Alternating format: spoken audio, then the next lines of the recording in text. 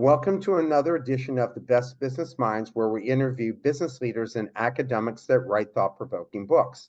I'm Marc Kramer, a serial entrepreneur who consults with family businesses and entrepreneurs, and currently I'm teaching entrepreneurship at Vinh University in Hanoi, Vietnam. Today's guest is Michael Fillios, author of Tech Equity: How to Future Ready Your Small Business and Outperform Your Competition. Michael, welcome. My pleasure. Thanks for having me. Oh, thank you for taking the time to speak with us. Michael, let's just start off with giving us your background, how you ended up where you are right now and what you're doing. Sure. Well, my background and experience hasn't been quite linear. Even though I'm in the tech space today, I didn't start there and traditionally go through the computer science routes. I actually got my degree in accounting and spent a number of years being a CFO and working with companies like Ernst & Young and others to audit those companies.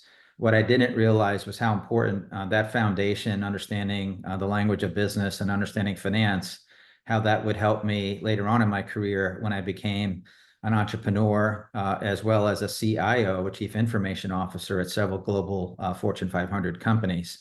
So the path that I've taken has certainly allowed me to experience technology and the different trends that have occurred in technology over decades, from mainframe to client server to the cloud to now AI and data and all of this trends. And I really feel like that accumulation of that experience has allowed me to leverage it in the manner that we do today in serving companies that I'm sure we'll get into here, and also in terms of the types of books that I've written, including Tech Debt and Tech Equity.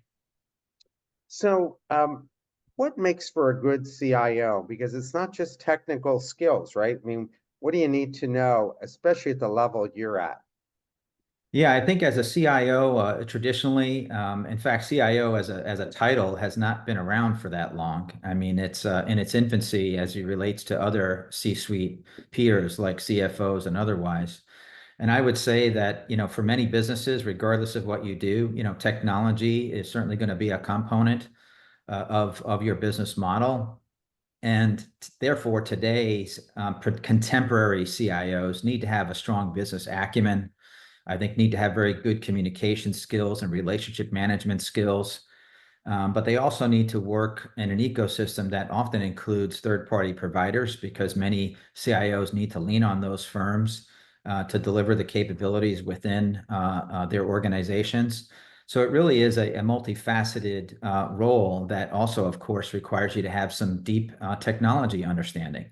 And all that combined with, I used to spend a lot of time in boardrooms, spent a lot of time with CFOs and conveying the value of technology, and certainly being able to speak to it in terms that the board and the business understand is an extremely important yet uncomfortable place for a lot of technical leaders, which certainly has benefited me well by having that finance and accounting background. If you're the CEO of a company, you're looking for a CIO, what's the main criteria that you should look for that will get you the right guy who can help you grow that business? Yeah, I think it's Or very woman? situational. Yeah, or woman. I think it's very situational. What I mean by that is it depends a lot on what your business strategy is. So, in other words, if you are a business that is in a highly acquisitive mode and you are growing via acquisitions, it's going to be important that you have a IT leader who has experience with integrating companies and has been around consolidation of systems and understands all those nuances that come about through the M&A process. Conversely, if you're in a business maybe and you're not in a high growth situation, perhaps that CIO doesn't need to be as strategic. Perhaps they're more focused on cost reduction. How do we take costs out of our environment? How do we make it more scalable with less resources? So I do think there are many flavors, if you will, of CIOs out there. And a lot of the selection of that CIO really does depend upon what you're trying to accomplish as a business. Let's go into the book. First, tell us, why did you write this book? You've already written a few books, but why this one? Yeah, so this is the sequel to the first one, which was called Tech Debt. And the way to think about it is think of tech equity as sort of the asset on your balance sheet compared to tech debt, which would be conceived as a liability on your balance sheet. And I wrote this book for a number of reasons. One, certainly now as an entrepreneur, I always felt that I wanted to document some of the learnings and experiences that I've had over the past, decades as a leader and technologist and globalist in working some of the different industries that I have. So for one, I wanted to make sure I documented that just historically to have a record for this generation and others to come. But mainly also it was geared towards small businesses. And it used to be that businesses that were small wouldn't think about technology strategically, Mark. They would often think about it as sort of a necessary evil or something that really didn't apply to them. But I think as we've all learned, certainly COVID, and we'll talk about how that highlighted some of these exposures for companies. Technology is certainly something that needs to be integrated with your overall strategy. So I wanted to talk about how technology should be viewed as an asset, in this case, as we call it, tech equity, to educate business leaders, CFOs, boards, private equity owners, and otherwise, to make sure that they think about tech that way, because we fundamentally believe it can impact the value of your business. And ultimately, that's an extremely important thing for founder-led companies and privately held businesses and publicly held companies as well. What inspired the concept of tech equity, and how do you envision it evolving in the future? And I think I should define it. Sure. So I kind of touched a little bit upon that. So again, think of tech equity as an asset, and we really see it as a way to define the way that a company helps to increase the value of itself by leveraging technology. And we'll get into some of the more specific components of that. But we chose the terms very carefully because equity on a balance sheet generally is a positive thing. And of course, if you combine technology with equity, that's intuitively helping to increase the value of that business. Conversely, debt, everyone understands the concept of debt. So if you have tech debt, certainly that could be something that could be hampering your growth or opening you up to cybersecurity concerns or things of that nature. Whereas tech equity, if you've created tech equity, the theory is that you've actually increased the value of your business. Can you share specific examples of SMBs that successfully implemented a hurry up offense during the pandemic, and what lessons can be learned from their experiences? I know you're a big sports fan just from our conversation before we got started. Yeah, again, so we're trying to do a little bit of play on words here that might be familiar for those that are in like sports and the hurry up offense concept. So I think we all experienced in COVID major shifts in the way that we had to operate overnight, and technologists and the IT leaders at these companies, big and small, had to really pivot quickly, unexpectedly, due to the changes brought on by the pandemic. And examples that we saw at the time for those companies that, for example, like we are doing right now in a Zoom meeting, many of these businesses had these technologies, but they weren't being widely used. The leadership wasn't really embracing them. They were hard for others to adopt. And quite frankly, because meetings were taking place in person, it didn't really require companies to have to do these kinds of things. So what we found was companies that had not only brought these technologies in-house, but also were using them, it became a little bit easier for them to transition to a virtual organization. So that was one example where we found that companies really had to hurry up and prepare. The second was around just having equipment. In many cases, companies needed to go out to their local stores or in other places and buy laptops, hardware, and if you didn't have an appropriate distribution channel to do that, or a retail outlet to go do that, as you remember, lots of gear was just out of stock, wasn't available. So now all of a sudden you had a bunch of people working from home that didn't have the appropriate technology platforms to do so. Lastly, of course, that created other challenges around cybersecurity. So now all of a sudden we've got a bunch of folks working from home. They're not following the typical protocols. Their desktops perhaps are not as secure. And of course, that can open up companies to be preyed upon by the adversaries, which of course we saw plenty examples of those companies trying to take advantage of others, which has again sparked a tremendous amount of cyber challenges and a threat landscape now that we've never seen before. I created the world's first insurance policy to insure small business bank accounts against cyber theft. That was like over a dozen years ago, and nobody believed it was a real problem. I mean, we were featured in the Wall Street Journal, Fortune, Forbes, everywhere, Fox News, and nobody would buy this policy because they just didn't believe that that was going to happen to them. Well, it's a great point, and it's certainly again a good example of the evolution. Prior to COVID, those insurance applications for cyber liability were just a couple of pages. Today, we actually work with our clients and completing them because they are sometimes 24, 30 pages long. It's just become much more sophisticated.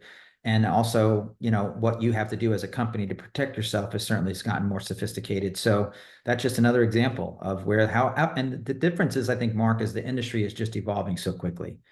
And that's the pace of play. The pace of play, and that's the hurry up offense concept here. I think the pace of play has just accelerated. Yeah, when we started it, my partner was the former CEO of the fifth largest insurance brokerage firm in the country. And he said it takes like 7 to 10 years for insurance to kick in, like where it becomes everybody owns it. And so the companies that backed us ran out of patience. But I understood. Nobody just believed it was a real problem. We couldn't gain any traction. What practical steps do you recommend for SMBs looking to measure their tech equity using equity diagnostic? So sure. So what we've tried to do here and all of this is documented in the book. We didn't want to just give you the thought leadership side. We wanted to give you some actionable plans that you can take in our playbook, so to speak. I would say some of the first steps, and these are probably true of many things, is you've got to take stock of what you have. So do that assessment first. Understand what your current state is, and really kind of explore that. Now, this may fall on the IT leader, or in small businesses, sometimes there isn't an IT leader. Many of our clients don't have them. They use third parties. So it could fall on the CFO, and I know we'll talk a little bit about sort of the dynamics of the CFO leadership in a tech environment. But let's just say it is some combination of folks at your organization. You need to take stock in terms of your current state. And what does that mean? That means that you're understanding sort of how well you're using tech. You're understanding sort of where you believe there's opportunities to either create efficiencies or to improve your customer experience or to leverage it for growth and expansion, so on and so forth. So the first step is just knowing where you are. The next step is developing the plan.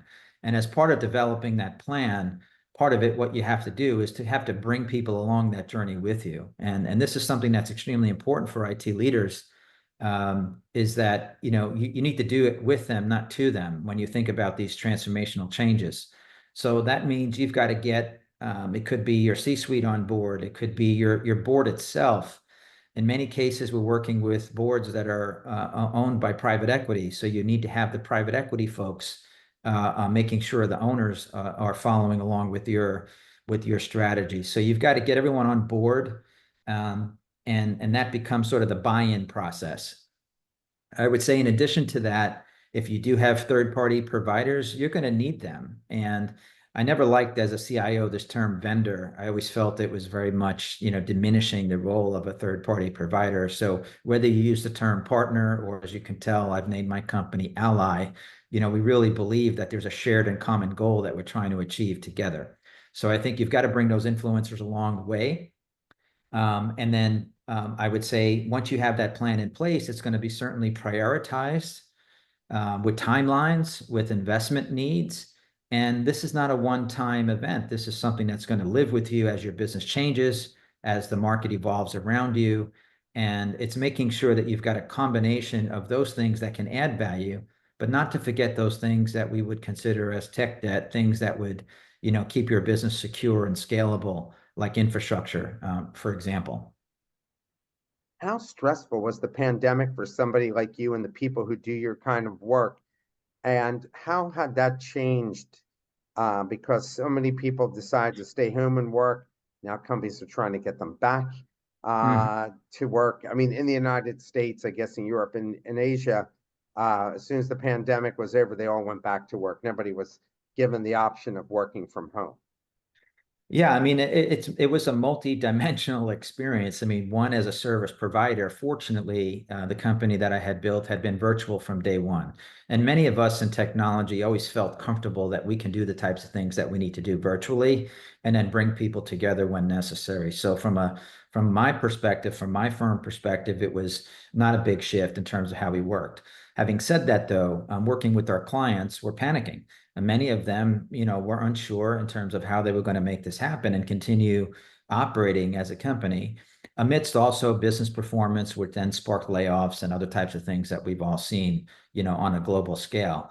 So what we like to think about it is those companies were able to develop some new muscle memory in the way that they operated. And in the book, we talk about this, that muscle memory is intended to be long term. So there's some good behaviors that came out of COVID for a lot of businesses, whether it's being lean, whether that's balancing hybrid environments and working in person and all that stuff, maybe looking at tech differently, cybersecurity. My fear was that companies would just atrophy back to the way that they operated pre-pandemic. And that's something that we are constantly trying to keep in the forefront here, that muscle memory, exercise and flex that muscle memory is a good thing. It's a good thing. It's funny in the work that you do. I once worked for the chairman of Centocor, big biotech company, and he was speaking on a panel. He said, uh, I run a technology company, not a biotechnology company, and essentially I'm the CIO of my company because he said we're so reliant on IT. Is IT underestimated, uh, in your opinion, about the value it brings, that people just think it's a matter of keeping up desktop computers and all the other stuff? Yeah, I mean, listen, this has been the ongoing challenge and opportunity, right? This is the paradox, and a lot of it has to do with leadership. I would say that in most cases, technology is about leadership, and what I mean by that is, so one of my last roles was being a CIO at a regional bank in the Cincinnati area, and I remember going through the recruitment process, and I explained to them that I wasn't a banker and I wasn't quite sure why they wanted to hire me. Well, they wanted to hire me not because of my banking experience. They had plenty of bankers. They quote unquote wanted to hire me because I had strong digital leadership experience and knew how to transform companies. And I think that's a skill set that gets sometimes understated when you think about the types of things that technology can have an impact on a business. But it's changed. I mean, I would say that if you went back a decade or so, the keeping the lights on is sometimes the reference to technology. We only want to spend to keep the lights on. Well, keeping the lights on is not enough to help you grow and expand and compete in today's contemporary world. So I think it is somewhat continuously evolving. I am sure technologies like AI that everyone I'm sure is now having to think about is forcing those conversations at the boardroom level to think about technology differently than just keeping the lights on. It could be something that could make or break your business. And so because of that, I think it's changed in a lot of ways. I'm also involved in advisory boards at the college level and university level where we're shaping differently the way that curriculums are being developed to bring more cross-functional students from disciplines that you can see, whether it be marketing, for example. Marketing in the old ways is very different than today's online digital marketing. So these roles are changing. Academia is catching up, as you well know. And certainly I think the conversations are very different than they've ever had before. Yeah, in academia, the schools who encourage the professors to do consulting work and work in the field provide the greatest value. The ones that don't, they're they're decades behind in what they're telling people. I mean, every year is like a decade if you're not Mm, staying up with it. very true. Can you provide examples, and you talk about this in the book, of how companies have successfully integrated digital culture and talent component into their business strategy to enhance employee engagement and foster a culture of innovation? Yeah, so this is a heady topic. There's a lot here to unpack, and I'll go back to something I said earlier about what does that look like to you is going to be dependent upon the type of organization that you are. So, for example, if you're a business that primarily is an e-commerce business and you're selling products online and services online, clearly everything you do is based off that technology platform. And therefore, your DNA needs to be very much biased towards folks that would embrace technology, understand technology is continuously evolving. And some of that culture would just naturally be part of your DNA. You know, conversely, and we talked about some of my automotive experiences, you know, mainstream businesses that are old line manufacturing, distribution, technology wasn't always something that was necessary, other than perhaps on the shop floor where you're doing things for manufacturing purposes or on the line. Did technology really become something that would be applicable? Well, a lot of that has to do with that overall, you know, mindset of the company as it is relates to digital. And I'm hard pressed today to think about any company that shouldn't have a digital mindset. And then when you start thinking about what does it require to have a digital mindset, well, in my opinion, it starts at the top, and it starts with the tone at the top. And we talk a little bit about this as well. Leadership sets the tone for the company. Just like you mentioned, if you have an academic who's not interested in learning about tech and real world experiences, they're going to have a more difficult time relating. Well, if you're a CEO or C-suite member and you are carrying on with this notion that technology is not important, or you don't believe technology can enhance your business, it's going to be challenging for that company to embrace a digital culture. You know, conversely, and we're seeing this in the private equity space with CFOs. CFOs generally are going to be overseeing IT in a lot of small businesses because there's no need for a CIO, let's say. And the CFOs that are being hired today, one of the requirements is, have they been through large scale digital transformations? Have they driven process changes, such as an ERP implementation? Are they familiar with organizing data to help get a better analytics and insights? And often these CFOs are being asked to lead these charges because of the impact they have on the business from a performance perspective and investment. So it starts at the top, and then you need your middle management to really embrace this. At the end of the day, like many large scale transformations go, you really do need middle management to embrace this because they're the ones that have the resources, have to work across the organization to get stuff done. That kind of starts to become part of the norm for you as a company. So following up on this, what specific indicators or metrics should SMBs use to evaluate effectiveness of their tech debt 2.0 management and business agility, ensuring they remain adaptive and competitive in ever-changing market environment? Yeah, so a couple of things I would offer up here. And these go back to our conversation that says technology is there to enable a business outcome.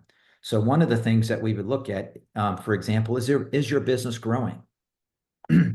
Right? Fundamentally, is your business growing? Now, there's all kinds of reasons that can fuel growth for an organization, but we would argue that if a business is not growing, there's some likelihood that there could be a deficiency there or a tech debt deficiency with respect to how this company is leveraging its technology. Another example could be in looking at your customer experience. As we learned with businesses that have become, you know, completely digitized, and of course, Amazon is always the example that's used because they've a set of service levels now in the world that are very hard to compete against. If you start to think about your customer experience and how well you interact with customers, that can be another sign as to whether or not you've got the right digital strategies and whether or not you are in a position of tech equity or tech debt. So those two things would be, you know, a couple that come to mind with respect to how do you apply this to your business environment. Clearly, if you're seeing that you're losing margins, or you're not being able to be as profitable. This can also be a sign where you're not leveraging technology from a standpoint of efficiency, scale, and things of this nature. In chapter 3, how do you define the role of tone-setting owner in fostering a culture that embraces technology as a means for long-term value creation within SMB? I mean, a lot of CEOs talk about this, Yeah. but then when it comes to actually putting capital behind it, they don't do it. Yeah, and this is the rub, I would say. I touched a little bit about the tone at the top earlier. Some of this has to do with not only that one individual, but also it comes back to what's the mandate, for that company. And if you have a private equity owner or board, and that mandate for that CEO is all about cost cutting, that's going to set the tone at the top in terms of the types of things that they're going to look at. So if you have an IT leader who's looking to come in and invest lots of technologies that's not in line with that overall agenda, it's going to be very difficult unless that IT leader is very persuasive, goes back to their strong business and financial acumen to really push that agenda. It's going to be really hard for them to sell it.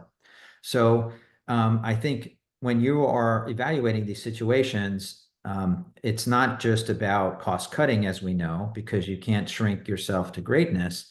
Lots of times that agenda is going to be both how do we drive growth? How do we create productivity and efficiency, and doing it in a secure and scalable way?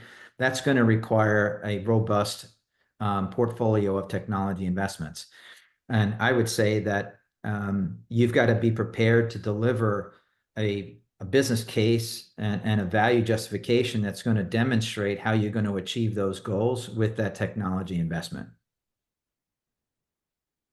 In what ways can a contemporary CEO leverage technology and digital transformation to innovate business models and enhance customer experience in today's competitive market?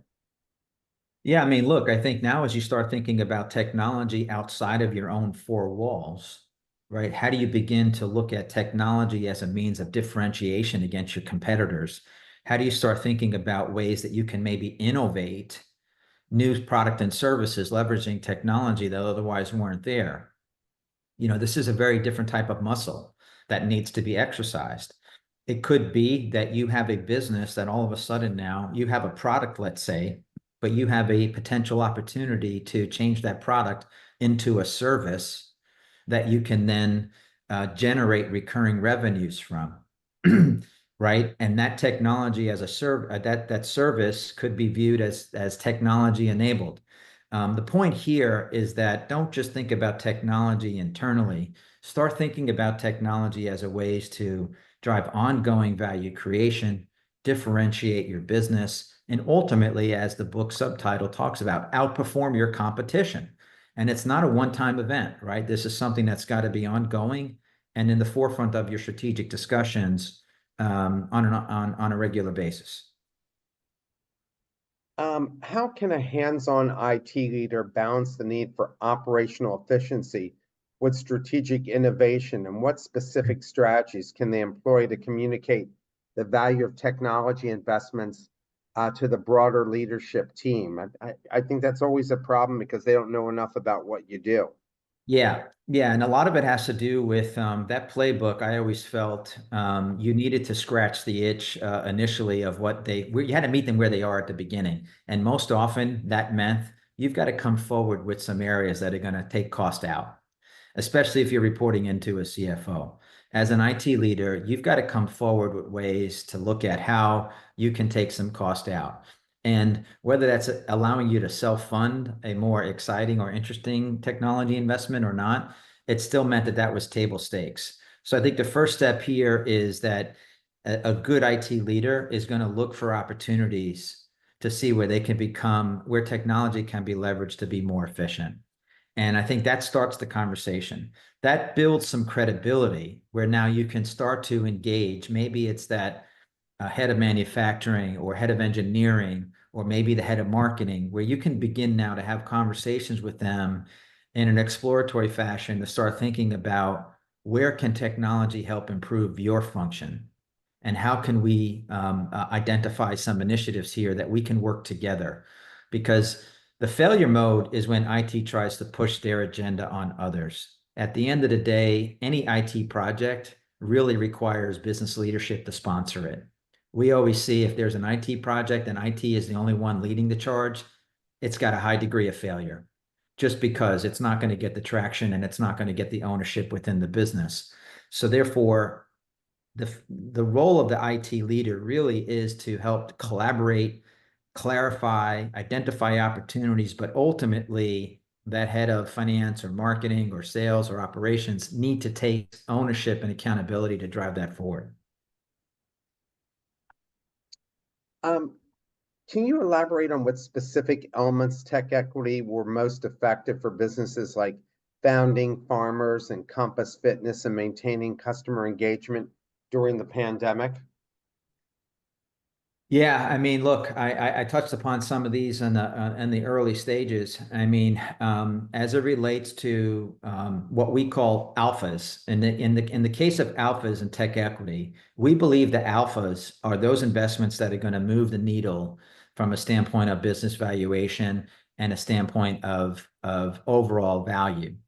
And there are several dimensions of alphas that we call out that are important. We touched upon digital culture and talent a minute ago here. But I think many companies that were going through the pandemic put a hyper focus on their customers, whoever those customers were.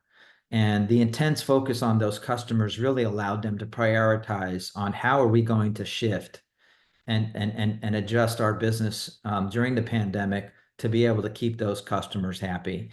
And I think that obsessive nature on customer focus and centricity was extremely important and highlighted during the pandemic, but certainly again something that should be at the center of a lot of what you do, because without customers, there's no business. So there was a lot of focus on customers looking from the outside in, I would say. How do we improve upon the way we interact with our customers, serve our customers, and be able to deliver our products and services to those customers? And oftentimes that led to some technology enhancement. It could be an e-commerce situation where now all of a sudden we've got more robust capabilities to provide our goods and services online. Perhaps it was an improvements in the way that we provided status on where customer orders were during the pandemic and things of that nature. So it really depended upon the situation, but I would say that the customer centricity was really important there. Can you elaborate on the concept of digital gold mine and how SMBs can start identifying the unrealized tech equity within their own organizations? Absolutely. So, again, a little bit of a play on words here, but the idea is that just like, you have a gold mine that has unrealized potential in organizations, you have a unrealized potential from technology. And technology, just like any precious metal not yet pulled from the earth, can create a potential value for your business. We liken it to that. And of course, since the writing of this book, even though we touched upon things like AI and chatbots, in just a matter of a short amount of time, we've seen how rampant AI has become in most organizations. And I think the latest statistic I saw was that ChatGPT had over 2.3 billion visitors in a month, by far exceeding many of the other Gen AI platforms that are out there. So the pace of play certainly now has moved very quickly beyond just conceptual, academic, into finding ways that you can harvest that digital gold in your organization and find ways to make it useful in solving challenges within your business. So I think the idea now that companies are and I maybe liken it, Mark, to the cloud. It took a long time for the cloud, for adoption of the cloud to take place, probably well over a decade. And there was lots of reasons why companies were maybe not so quick to go to the cloud. Namely, one of them was security. And here we are today where most organizations follow a cloud first strategy. They don't want to build infrastructure internally. That's not their business. So they leverage cloud providers, and we know the big, three that are out there. Um, in the same case with AI, this transformation is happening much more rapidly. So you're talking now not decades, you're talking about months, years, and how quickly the adoption is there.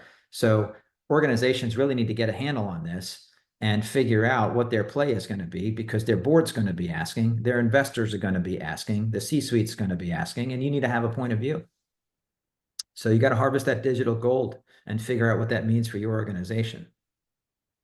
So how can SMBs, as you write in the book, ensure they are effectively leveraging AI technologies like those used by Company Nurse, and you have to explain who that is, to enhance data security without overwhelming their existing infrastructure?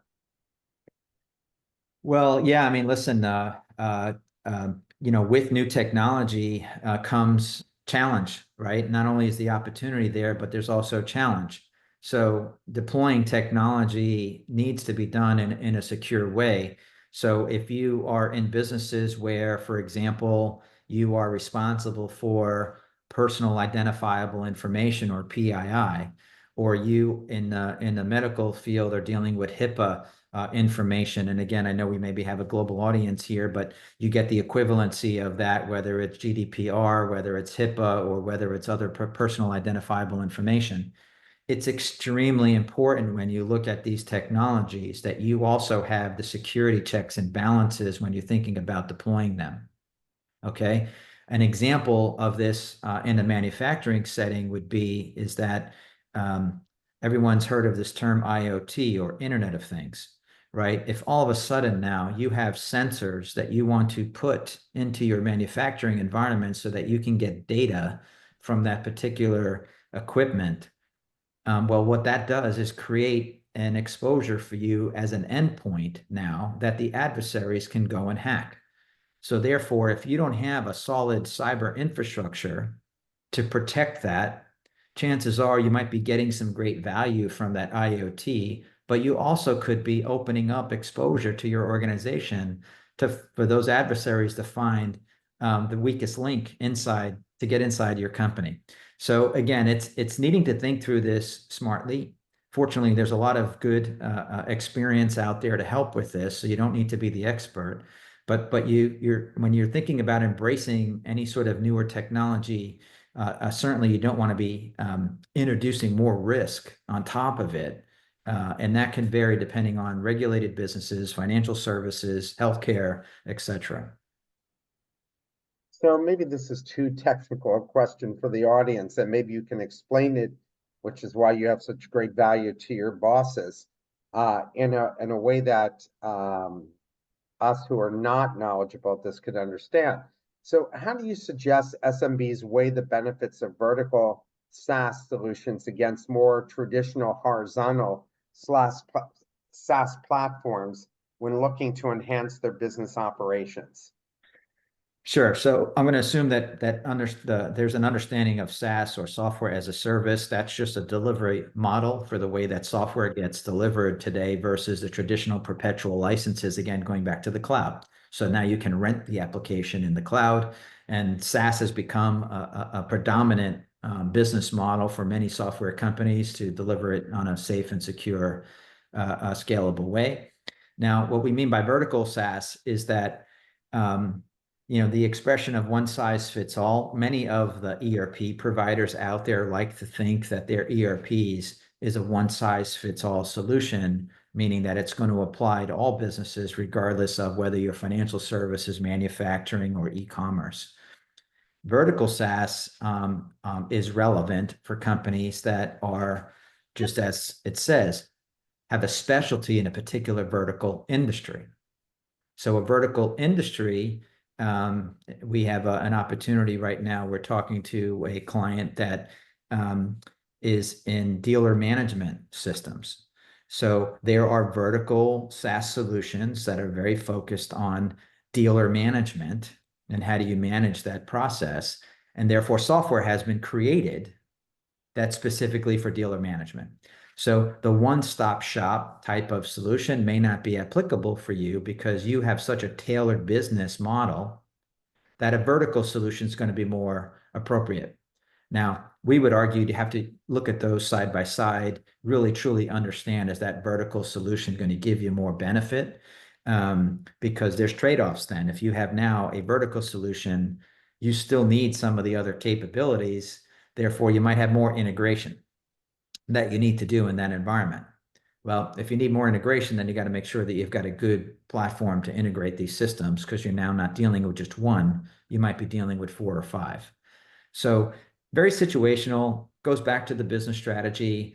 What makes you unique as a company? In years past, it used to be like finance teams would fight over different systems because of their general ledger packages. And at the end of the day, we really didn't care too much because the general ledger is a general ledger, right? But it's evolved now to the point where, sure, if you're going to market and you have a very unique business model, perhaps there's a vertical solution out there that's better suited for you than that one size fits all, and it's worth considering. How can small, medium-sized businesses effectively practice disciplined technology portfolio management to avoid the shiny new toy syndrome and ensure that their technology investments align with their strategic goals? That's always a big problem. Yeah, and when we introduce this concept of portfolio management, again, speaking to it from a finance perspective, let's just use an analogy here to speak about just look at your own investment portfolio. Your investment portfolio, to a large degree, is a representation of your risk profile. So as an individual, if you are getting on in age, maybe closer to retirement, the risk in your portfolio presumably is going to go down. So you want to have more fixed income investments, if you will, inside of your portfolio compared to maybe equities, which might have more volatility. Conversely, if you're a young professional and you're just starting to invest, you're more open to taking on risk. So you want to have more of a balance on equities than you would on fixed income because you're going to ride the wave, so to speak, of those ups and downs of the market over time. With using that analogy as it relates to technology in your portfolio shouldn't just be heavily weighted towards infrastructure investments only, things that will just help you keep the lights on. Your technology portfolio should also have things in there that are going to help you grow and expand your business and improve the way that you serve your customers and maybe deal with mergers and acquisitions and improve the way that you can increase the value and leverage some of those tech equity components. So the point here is that your portfolio needs to be balanced. And if you were just investing like many companies in the past would spend 90% of their operating budget on infrastructure, right? Then they would be missing out on those things, those digital gold mine opportunities that can really enhance the value of their business. So taking a portfolio concept allows you to really think through that in a manner that you would apply to your own investment strategies, right? And that helps, I think, to make better decisions. It helps you to be more thoughtful about not only the short term and the long term. And we find this is extremely important to take a portfolio management approach. How does Cirque du Soleil approach to technology portfolio management exemplify the principles of DTPMF, disciplined technology portfolio management? And what lessons can other organizations learn from their post-pandemic recovery strategy? Yeah, we did a little bit of a case study with the Cirque du Soleil folks, and as you can imagine, their business during the pandemic literally shut down overnight, right? They were doing performances in Las Vegas, and of course, with all of the shutdowns, they no longer had the ability to do performances. So when you think about an organization that was in the performance entertainment business, when the pandemic hit, all of a sudden, their world was turned upside down. So if you think about then the individual there who's responsible for tech, what occurred to them was, well, if their business and they knew their business was going to shrink because they had less revenue coming in, that IT leader really had to pivot extremely hard to determining sort of what would be sort of the keep the lights on activities in the technology portfolio as a result of this business all of a sudden losing a significant amount of revenue. So why we talked about this was because it's an extreme example of if you don't have a good understanding of your portfolio investments, it's going to be hard to make those decisions. And this may be an extreme case where a crisis hit and all of a sudden you needed to change the way that you looked at your technology spend. Well, for them, unfortunately, they had to let go a lot of people. So now all of a sudden, the IT staff shrinks. And now you're left with fewer people to manage IT. So the types of things they had to do was, well, how do they continue keeping the lights on with fewer resources, right? And perhaps maybe looking at third parties to help support them in the interim until they buy some time for that business to recover. Fortunately, that business has recovered and then some and is doing quite well. But at that moment, they not only had to deal with remote workers shifting, like many of us had to deal with, but they also had to deal with a severe reduction in force and revenue that was gone overnight. And so for them, having that portfolio of investments and see where they had their own levers to pull really did allow that IT leader to navigate that situation very delicately and carefully. And that's what we wanted to convey in that example. Can you elaborate on the role of life cycle management in maintaining a disciplined technology portfolio and how SMBs can utilize automated tools to manage custom software, obsolescence, and security risk? Yeah, so this is a specific question, Mark, and we touch upon this one in tech debt quite a bit because the origins of the term tech debt really is technical debt. And the first book we call it Tech Debt 2.0 because although we want to acknowledge technical debt, tech debt can manifest itself in a lot of different ways. Technical debt in traditional terms is software code defects.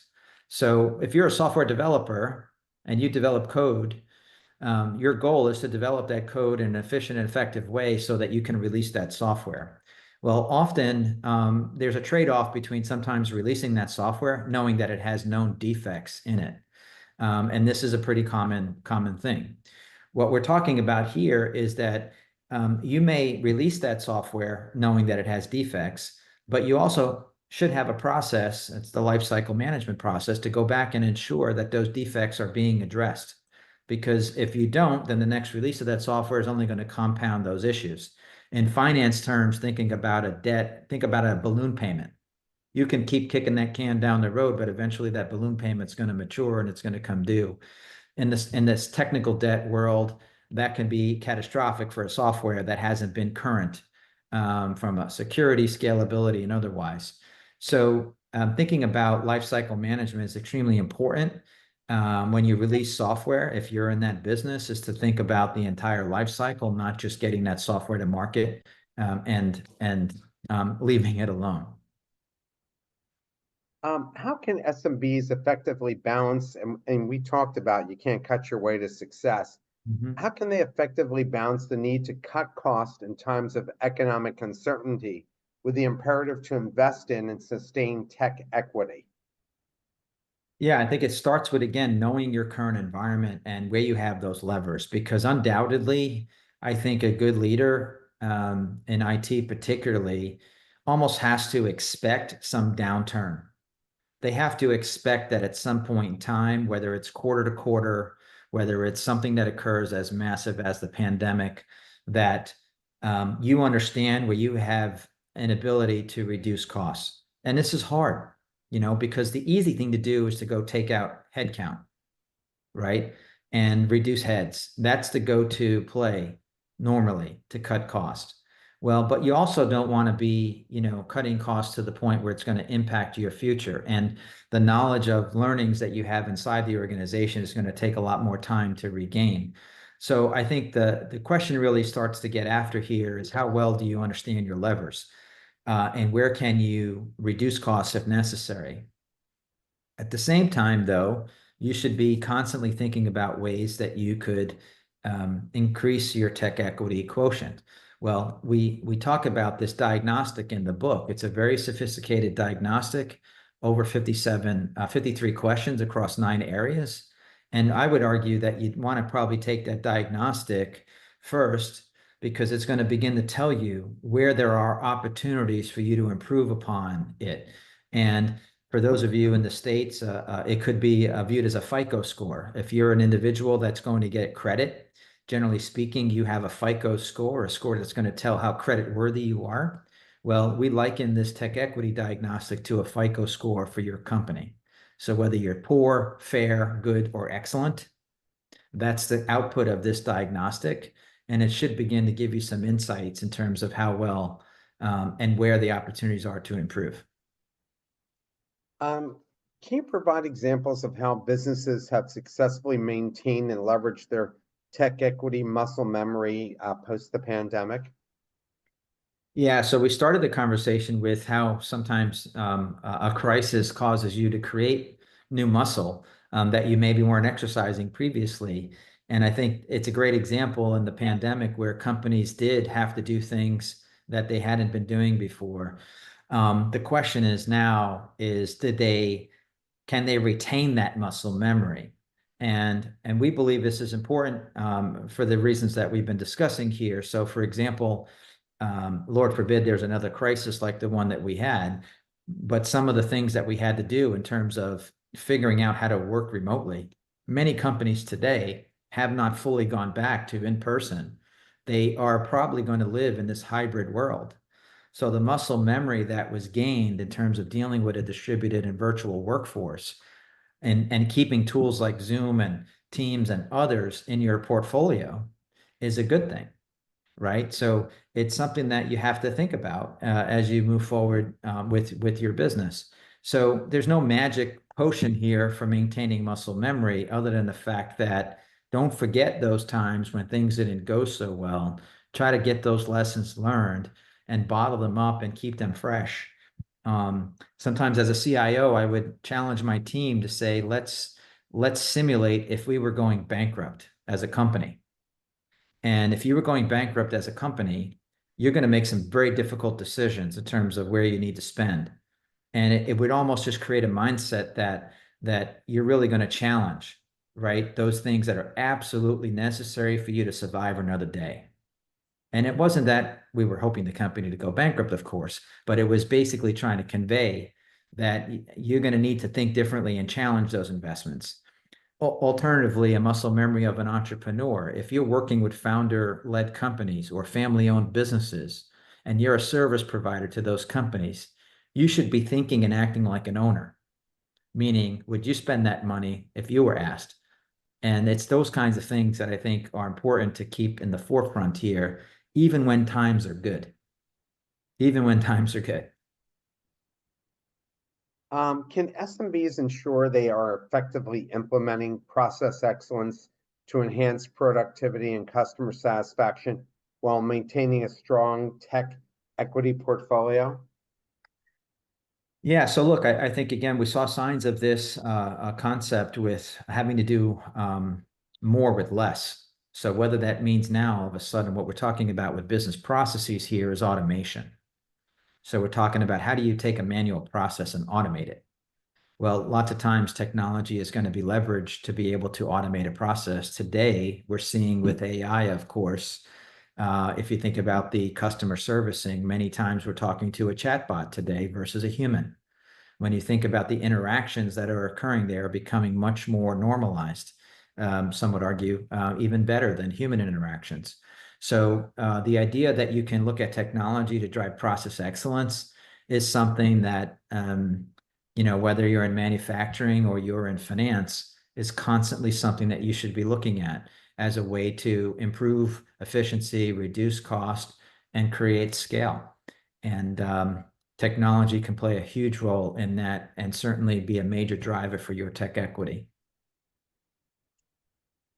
What specific strategies would you recommend for SMBs to bolster their security measures given the increasing threats highlighted in Chapter 8? Yeah, so once again, I think we all now live in a threat landscape that we've never seen before, and that's whether you're thinking about it as from a personal level to a professional level, whether you're at home or at the workforce. Security has become sort of top of mind for many companies and can actually wipe out a company's value overnight. We've seen tons of examples of this. So what does that mean for you, whether you're a big business or small business? One thing that we would recommend here is that you do a formal risk assessment, really understand how well you are managing risk inside of your organization. That could include things like managing your data, whether it's sensitive data or not. That could mean whether or not you have updated infrastructure. That means whether or not your systems are patched on a regular basis. That could mean whether or not you have policies and procedures that are documented. We started talking about cyber liability insurance. Well, that just doesn't happen overnight. You've got to prove evidence and supporting evidence to show how you are affecting those policies that have been written. It could mean that you're looking at your third-party providers and checking them to make sure that they can meet the needs of today's cyber environment. We're not big fans of do-it-yourself cybersecurity, Mark. We like to outsource some of this, particularly in the operational aspects of it, because the capabilities of the service providers today have grown significantly. And it's a better use of your investment is to hire a solid service provider than to try to build your own security operations center in your company. At the end of the day, that's not what you're in business to do. So, but it's challenging, it's complex. And the first step that I would recommend is take stock of where you are, build a plan, and look at ways that you can drive that risk profile down, or at least understand where you are accepting risk, that everybody in the business community and the board understands that, and everyone can sign off on that acceptance of risk. What specific strategies can SMBs adapt to strengthen their security component to protect against cyber threats, particularly in a remote work environment? And that's got to have been big during the pandemic, and I'm sure there must have been some very well thought out solutions. Yeah, I mean, you think about it, the first line of defense are your employees. And so they're the ones that are generally getting preyed upon by the adversaries. And what does that mean in terms of the way it's looked upon today? There's a lot of improvements that have been made in the way that you train your end users to look for phishing attempts or things that you might get those emails and then you click on them and then the next thing you know, you've got malware being deployed. So there's no silver bullet here, but I would say that you really want to make sure that your first line of defense, that is the employees, have the adequate tools. That could be multi-factor authentication. MFA, as it's called in the industry, is probably one of the single most important things that you should have. And it's not just to protect your financial banking information, it's other stuff that happens inside your company. And insurance policies now almost mandate MFA to be deployed across critical systems. So the good news here is that there are some investments that you can make that can give you a wider coverage and reduce your risk. It's no longer you can just say, this doesn't relate to me anymore, or you bury your head in the sand and say, security is for the large companies, it's not for the small companies. What does anybody want to hack me? We've learned that that's not the case. So getting your house in order, making sure that it's secured is paramount for success, of course. And it's irresponsible for executives at these companies, including the leadership, to not take this seriously. So here's the last question. What's the role what's the role that AI is going to play in IT? And is that going to change the kind of people you're hiring? Because I've heard CIOs say that they're going to need less programmers because AI can go and do the programming for you quicker, faster, more efficient. Yeah, I What's mean, your listen, take on how AI is going to change your world? yeah, I mean, it's transformational. I mean, it's already being deployed. I mean, you can interact with AI today yourself as an individual, and you can see how quickly programs get written. In the industry, they're calling them low code or no code programs, which means they no longer need a developer background to be able to generate this code, and it can be auto-generated through chat, through AI. So it's only going to enhance the way that product and services come to market. You certainly need to be thinking about it as an organization and how you embrace AI inside of your company, regardless of what industry that you're in. The quote I guess I'll leave you with is a lot of people are concerned they're going to lose their jobs over AI. And it's not so much that they're going to lose their jobs, but the person using AI next to them is going to take their job away. So you really need to start thinking about it inside of your organizations. You need to start thinking about it, how it's going to impact your industry and your business. And one thing I can guarantee here, Mark, as we wrap up, is that it's not going away. Oh, no question about it. I mean, it's definitely here to stay and only going to be more pervasive and more powerful every day. I can't even begin to tell you. I think it's the most useful tool I've ever had in my lifetime. AI, just incredible. I think the consulting world is going to be markedly changed. That when you're going to hire McKinsey, you don't need the armies of people to do it because you're able to get those instantaneous answers. But I guess without the researchers doing research, then there's no content out there to pull from. So, but I think the consulting world's going to change dramatically from this. Yeah, there's a pro and con. The consulting world is also going to benefit from it in the way that they deliver their services as well. So there's a lot of shrinkage that they can develop by leveraging these tools. So you're right, it's a double-edged sword for them. They can be disintermediated or disrupted, but at the same time, it's going to make them hugely efficient in gathering, analyzing information, and being able to shorten the time frame to develop proposals, to be able to shrink their discovery efforts. All of that should be benefits. But you're right. It's here to stay, and it's something that everyone is going to be impacted by. Michael, can't thank you enough for taking the time. I can see why CEOs hire you because you have a very simple way of explaining things in a very concise, easy to understand manner. So I appreciate you taking the time to speak with us. My pleasure, Mark. It's been great. Thanks again for having me. We'll look forward to your next book. Thank you, sir. Take care. Bye bye Bye-bye. now. Bye, everyone.